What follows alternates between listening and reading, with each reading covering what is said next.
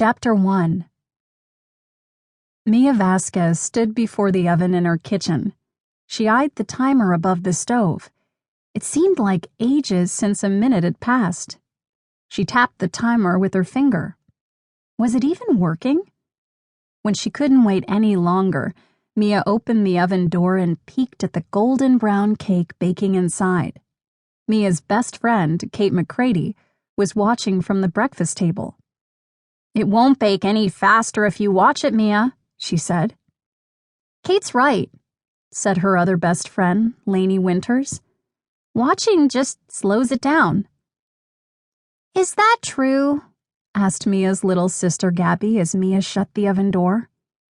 Lainey shrugged. "I don't know, but it feels that way, doesn't it?" That morning, the four girls had worked together to make Mia's grandmother's light-as-air angel food cake. Mia had first learned to bake from a baking talent fairy named Dulce. She loved trying out new recipes. Beep, beep. Mia jumped when the timer went off. She pulled on an oven mitt and carefully took out the cake. As she set it on the counter, she admired how the edges of the cake had separated nicely from the pan. To be sure it was done, Mia grabbed a toothpick and poked it into the middle of the cake. It came out spotless. Perfect. The girls hovered around the cake. Lainey leaned over and breathed in. Mmm. The steam rising from the cake fogged up her dark-rimmed glasses.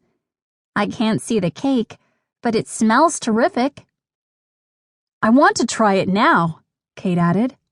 "Me too," said Gabby. "Can we just have a teeny tiny taste?" "No way," Mia said. "This cake is for the fairies." That day, Mia was hosting her first ever tea party in Pixie Hollow. The fairies had always been kind to them, and she wanted to do something nice in return. In her opinion, there was nothing nicer than a tea party with yummy cake. They waited for the cake to cool. Then Mia frosted it carefully with fluffy white icing.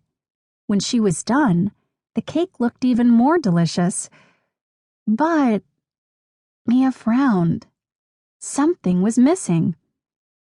"Dulce says every recipe needs a pinch of magic," she thought. But what could it be for this one? "Why do they call it angel food cake?"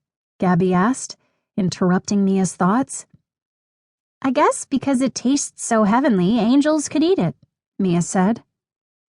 "Oh." Gabby looked disappointed. "I thought it was going to have wings." "Like you?" Mia said, laughing. Her little sister hardly ever left the house without her costume fairy wings. "I think it's called angel food cake because it's so light," Lainey said. "You know, light as air." Mia blinked. "You guys, I think I just got an idea for how to make this cake even better." Moments later, the girls hurried up the stairs to Gabby's room.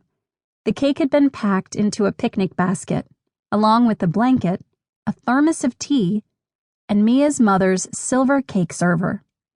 Inside Gabby's room, Mia opened the closet door.